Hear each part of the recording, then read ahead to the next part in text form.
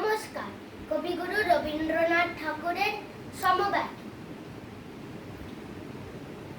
যদি খোকা না হয়ে আমি হতাম কুকুর ছানা, তবে পাছে তোমার পাটে মুখ দিতে যাই ভাটে, তুমি করতে আমায় মানা?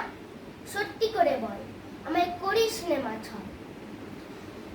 বলতে আমায় দূর দূর দূর কোথা থেকে এলো এই কুকুর। যা মা, তবে যা মা, আমায় কোলের থেকে নাম।